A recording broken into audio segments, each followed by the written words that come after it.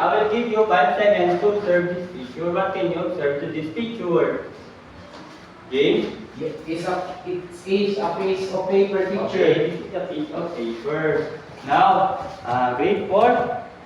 Have you ever seen this before? Yes, teacher. Yes, teacher. Where can you see this picture? Or where can did you saw this picture, James? At the hospital, teacher. Okay, we can see this picture from the hospital or from the doctor that give this to us. Now, children, have you ever get sick and go to the hospital? Yes, teacher. What is the reason that you go to the hospital? Yes, James? To take a check-up, teacher. Okay, check up. Okay, grade 4 now. If the doctor gives this to us, do you think it is important to follow this Yes, piece of teacher. paper that the doctor gave this to us? Yes, Yes, teacher. teacher. How do you say so? Chan? For us to get the correct medicine that we need for Okay. We can get the correct medicine and we can get strong body again and we can recover faster. Do you understand grade 4? Yes, teacher. Okay, very good. Now, I have here 4 questions that we will need to answer. We will going to unlock some different words that we will encounter later on. Okay, children? Okay, teacher. Okay, now, I want you to read the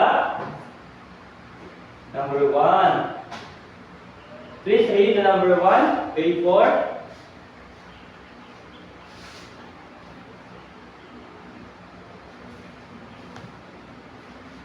Please read the number 1.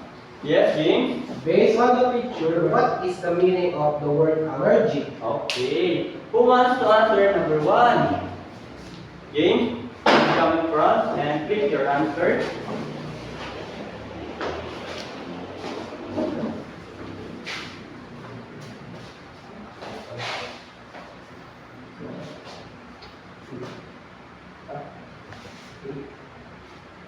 Okay. Letter A.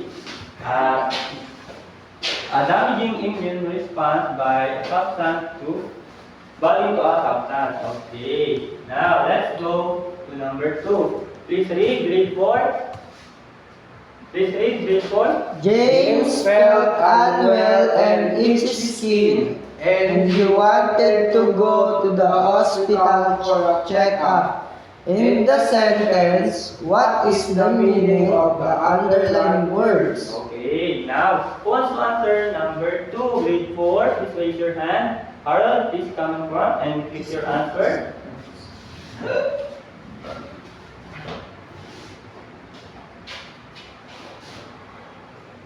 Okay, very good.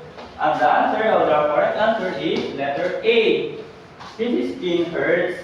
Now, let's go to number 3. Please read grade 4. Pilar is sick. Her body felt weak and she can't eat well. In the sentence, what is the meaning of the italicized word? Okay. Now, children, who wants to answer number 3? Yes, James. Please come in front and put your answer in the laptop. Pilar is sick. Her body felt weak and she ate well. Can't eat well. What do you think is the answer?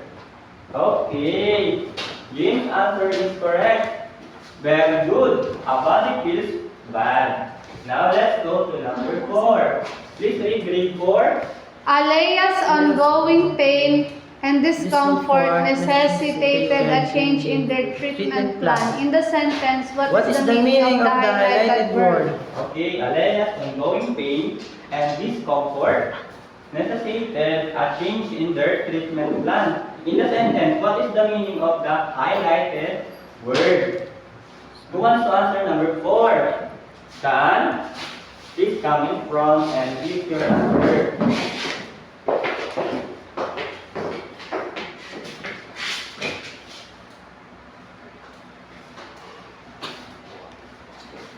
Okay, very good. The answer is someone has big unpleasant feelings. Okay. Very good to all of you that you understand the different difficult word that we will encounter later on. Now, grade 4, do you want to hear a story or a short story? Yes, teacher. Okay, I have here a short story entitled A Healthy Little Boy. The name of the little boy is Don Diasis, and he is 7 years old, and he loves to eat vegetables, fruits, and also seafood. But at the age of 5, he feels sick and unwell.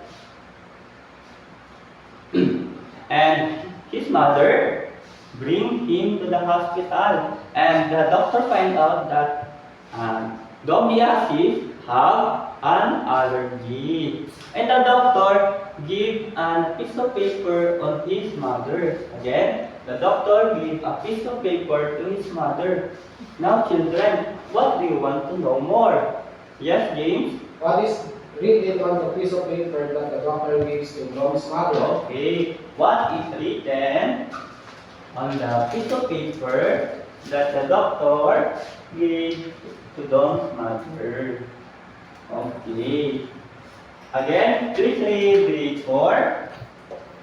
What is Is written on the piece of paper that the doctor gave to Dom's mother? Okay, very good, grade 4. Now children, I have here a short story entitled A Healthy boy. Okay, I want you to read this story. We have a question after we read this story. Understand, grade 4? Yes, teacher. Okay. Healthy little boy. Please read grade 4. Dom Diasis is a 7 years old boy. from Puerto Galera, Oriental Mindoro? He loves to eat healthy foods such as vegetables, fruits, and seafood. His favorite vegetable is cucumber, While his favorite fruit is mango, and his favorite seafood is bangus. Next. At the age of 5, he started feeling sick and having itchy skin after eating crab. However, his mother did not take him to the hospital because she was allergic. After a week, Dom ate shrimp and he felt sick again with itchy skin. And next. Read grade 4. Okay, grade 4, please read again. This time, his mother noticed that when Dom ate food with shrimp, he became sick and his skin would itch. She began to suspect it was allergy and brought him to a doctor. According to the prescription of Dr. Julius Wayne Danau, Dom is allergic to foods with crab and shrimp. Dr. Julius said that when Dom eats crab and shrimp, he needs to drink 60 ml of cetirizine syrup. And continue. Here, please continue, grade 4. Doctor gave Dom's mother a piece of paper with a list of how many tablespoons and how many days Dom should take this medicine. So, Please read grade 4. Please continue. Doc, medicine so that his itchy skin will go away when he eats crab and shrimp again. Dom and his mother were happy because they now knew what was causing Dom's discomfort and itchy skin. Okay, now, did you understand the story, grade 4? Yes, teacher. Okay, now, grade 4. Who is the healthy little boy? Harold? Dom Diaz's teacher. Okay. And where did he live? Or where he came from? Saan? in Puerto Galera, teacher. Okay, Dom Diasis It came from Puerto Galera, Oriental, Mindoro. And how old are Dom Diasis? Yes, James? 5 years old. Okay, he is 5 years old. But he is 5 years old when he feels sick and unwell. But what is the age of Dom? 7 years old. Okay, 7 years old now. Why do you think that her mother or his mother did not bring him to the hospital? Sean? Why his mother? Because Sean, James? because Crab didn't cross to his mother's mind. Okay. His mother did not know or did not cross to his mind that his son have an allergy. And grade 4, if you are in the situation of his mother, would you bring him to the hospital? Yes, teacher. How do you say so or why? Please raise your hand to answer. Sean? Because he might die because of allergy. Okay, he might die or the allergy of Dom will recover if we did not bring him to the hospital. Now, grade 4. I want you to observe again to this picture. Again, grade 4. Grade 4? What is written on the piece of paper that the doctor gave to Dom's mother? What is written? James? A medical prescription of Dr. Julius Wayne Dana for Dom Diasis for his allergy. Is A medical Okay. Prescription. A medical prescription. Now, let's observe this medical prescription. I want you to observe this medical prescription. I will give you 5 seconds to observe the medical prescription. Are you done observing? Yes, teacher. Okay, let's focus on the upper part on this medical prescription. Now, what can you observe to the upper part of the medical prescription? James? It has a name of a person, teacher. Okay.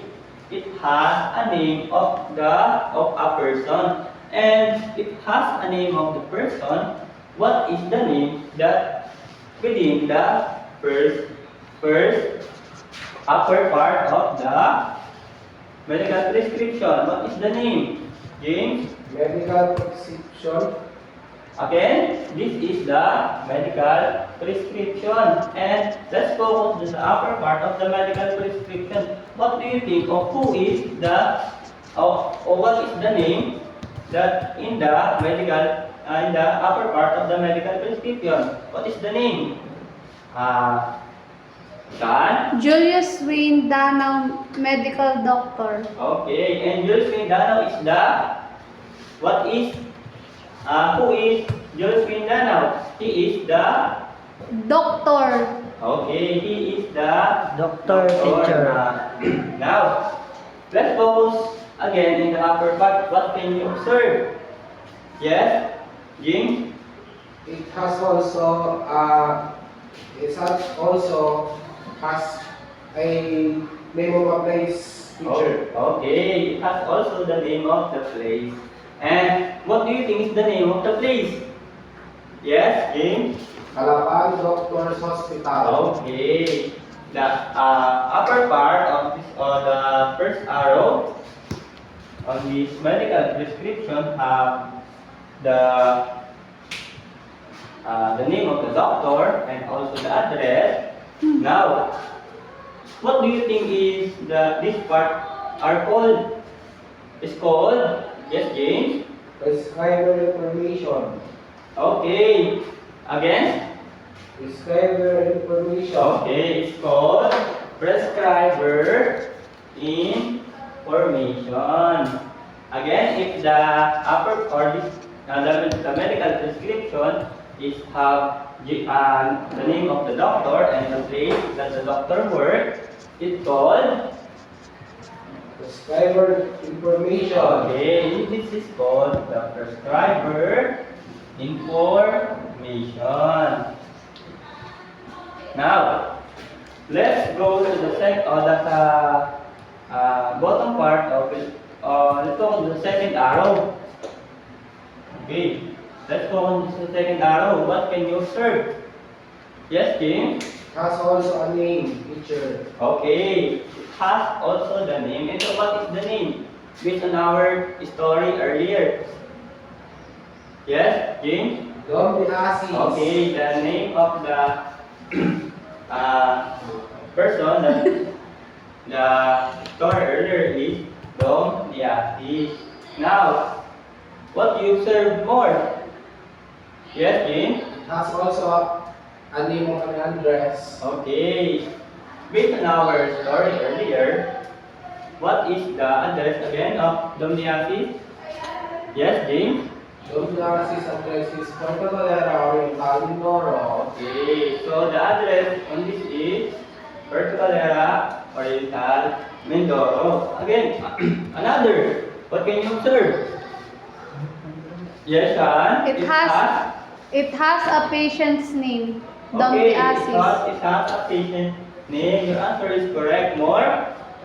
Yes? It has also the age of the patient, teacher. Okay, it has also the age of the patient. And the patient name is again, what is the name of the patient again? Sean? Domdiasis. Okay, Dom Diasis. Dom Diasis is the patient. And what is the age of Dom Diasis?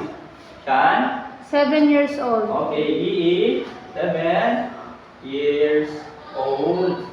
And what else? What can you see on this medical prescription? Yes, James? It has also the gender of the patient. Okay, it has also the gender of the patient or sex. Now, what do you think is the gender of Dom Diasis? James? Domdiasis is a male teacher. Okay, it's a male. Since this part of the medical prescription is have the name, the address, the age, and the sex, what do you think is the call of this part of the medical prescription? James? Patient's information, teacher. Okay.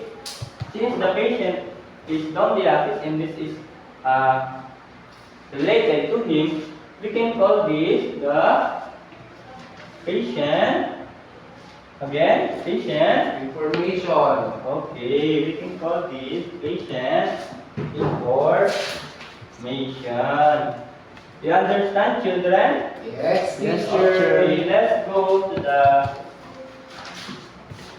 third arrow or the third part of the medical prescription. What can you observe? Please raise your hand. James? It has a date teacher. It has the Date of prescription. okay, the date of prescription. And what is the date of the medical prescription? What is the date? Yes, James? March 21, 2025. Okay, and based on our story earlier, when did Dom's mother bring him to the hospital? Based on our story earlier, James? When he's 5 years old. Okay, your answer is wrong, but you do a good job. Based on our story earlier, Dom's mother brings him to the hospital in James. Dom's mother bring Dom to the hospital in March 21, 2025. Okay, very good, James. The date that Dom's mother brings him to the hospital is March 21, 2025. And now, since it has the date of the medical prescription prescribed, what do you think to this part? What do you call this? This is James. Date prescription, teacher. Okay, this is the date of prescription. Very good, James. Your answer is correct. Since the this part of the medical prescription, or the third part of the medical prescription at the date, we can call this the again the Date of prescription. okay, the date of prescription. Let's go to the fourth part of the medical prescription. What can you observe? Grade 4. James? It has a word RX. Okay. It has a word RX or the symbol RX. Now, what can you, what do you think is RX? Yes, James? It's meant to take. Okay, it means to take. Since this part of the medical prescription means to take, what do you think is called this? James? Superscription. Okay, this part is a superscription. This is the Latin word to take. Very good, grade 4. This part again is what? Superscription. Okay, superscription. Very good, grade 4. Now, let's go to the fifth part of the medical prescription. What can you observe? Yes, Shaan? The name and signature of prescriber. Okay. In this part of the medical prescription, okay. what can you observe? The name of the medicine, teacher. Okay, the name of the medicine. And what is the name of the medicine? Grade 4? What is the name of the medicine that someone will take? Yes, Harold? Cetirizine syrup, teacher. Okay, the name of the medicine is cetirizine syrup. And what is the ml of cetirizine syrup? Yes. 60 ml, teacher. Okay, 60 ml. Very good. Now, since it have the name of the medicine and the amount of the medicine or the drug, what do you think is called of this? This is, yes, James? Inscription, teacher. Okay, this part is inscription. Very good. Grade 4. Again, if it have the medicine name and the amount of drug, what can we call it? Inscription. Okay, inscription. Now, let's go to the fifth part of the medical prescription. What can you observe? Yes, James? It has a number, teacher. Okay, it has a number. And what is the number that you can see? James? 1/2, 1, and 2. Okay, 1/2 and 1/2 tablespoon. Now, what can you observe? What else? 1/2 tablespoon and Shaan? I have observed that in the side of the 1 tablespoon is how many times you should take, Dom should take the cetirizine. It is Okay. 2 times a day. Okay, very good. 1 tablespoon and 2 times a day. Again, children, how many tablespoon in this medical prescription that someone along we will take? How many tablespoon? 1 tablespoon. Yes, Harold? 1/2 and 1 tablespoon. Okay, 1/2 tablespoon. Very good. Now, and how many times that we will take in the day? Yes, Harold? 2 times a day, teacher. Okay, 2 times a day. And this is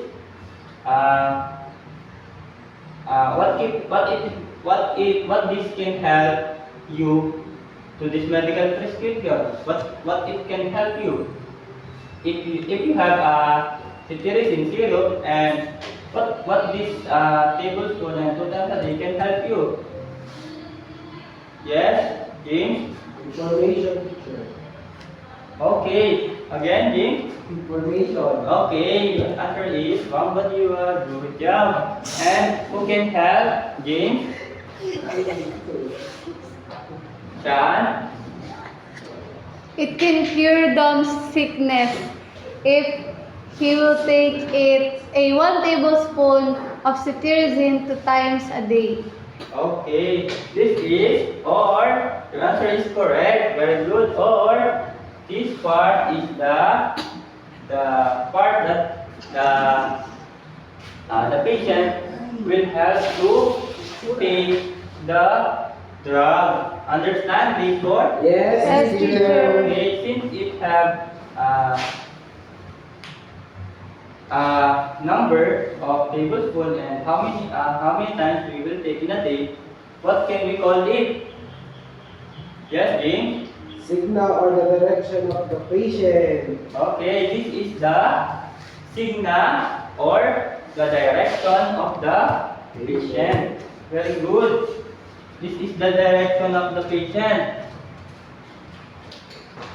Very good, grade 4. Now, what is the big part? Please read grade 4. Name of the signature of Please read grade 4. signal or direction of the patient. Okay, very good, grade 4. This part is the signal or the direction of the patient. Now, let's focus on the 6th part of the medical prescription. Yes. What can you observe? Grade 4, please raise your hand. Harold? A name, a signature of a doctor and written name. Okay, very good. We can see here in the medical prescription, in the 6th part of the medical prescription, the name and the signature of the who?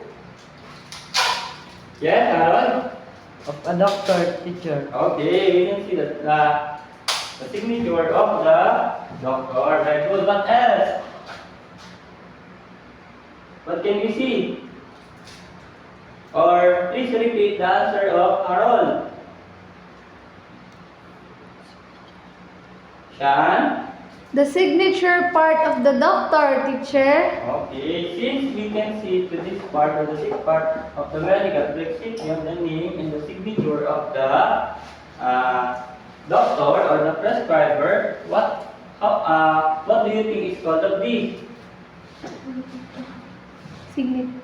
Name and signature of the Yes, prescriber. James?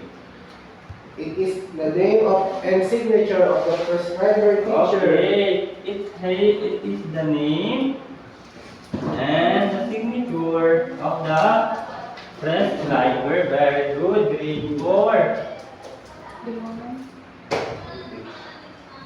Now, let's go back to the first part of the medical prescription, grade 4.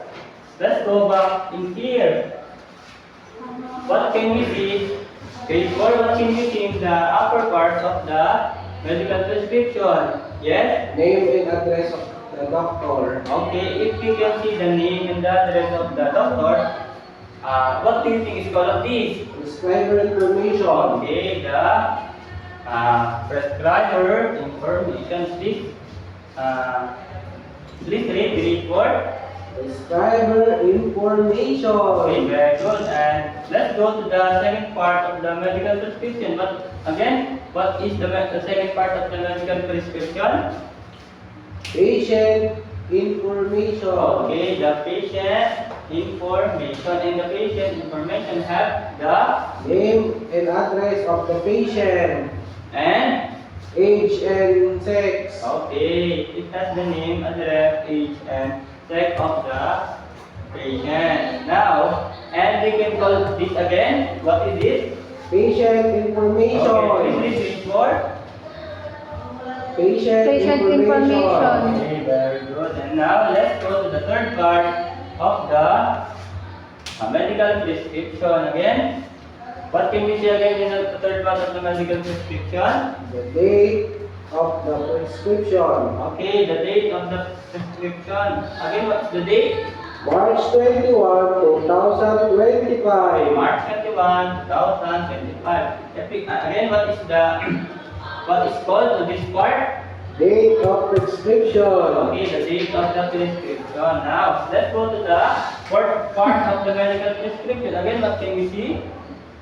We can see the medicine and The the symbol RX. okay, very good. And if we can see the symbol RX, now what do you think is called this? What is called to this part again? If we can see the RX or the symbol to take, this is called In subscription. okay, superscription. Very good, everyone. Now, let's go to the fifth part of the medical prescription. Now, again, what is the drug that we will take of the someone that gives this prescription? What is the drug? The drug name is Cetirizine. Zero. okay, cetirizine. And how many amount of cetirizine in there? 60 ml. Okay, 60 ml. Very good. And what do you think again to this part? That we can see the drug name and the amount of the drug. What do you think na what will we call to this part again? Can you repeat your What we can call to this part again? What it we call Prescription. again? Description. Shan? Inscription, teacher. Okay, inscription. Now, let's go to the fifth part of the medical prescription again. What can we see again? To the fifth part of the medical prescription. James? The tablespoon of the medicine. Okay. It have a tablespoon of the medicine. And how many tablespoons? 1 half and 1 tablespoon, teacher. Okay, 1/2 tablespoon. Very good. And how many times that it we will take? 2 times a day, teacher. Okay, 2 times a day. Now it have again 1/2 tablespoon and 2 times again a day. Now, again, what is the drug name that we will use this method or in this direction? What is the drug name? The drug name is Cetirizine. okay, Zero. cetirizine zero. And the cetirizine zero, when we have allergy, we will take the medicine Cetirizine. cetirizine, and we will take the medicine in what way? We take the cetirizine zero, 1/2 tablespoon and 2 times a day. Okay. When we will take the cetirizine zero, we need to take it 1/2 tablespoon in a day. And how many times that we will take the cetirizine zero? How many times? 2 times a day. Okay, 2 times a day. And since this is the direction that we will take the medicine, again, what can we call it? To this part? Signal or direction of the patient. Okay. we can call to this part the signa of the or direction of the patient. Again, please read 4. Signa or direction of the patient. Okay, very good. Signa or the direction of the patient. Again, let's go back to the last part of the medical prescription.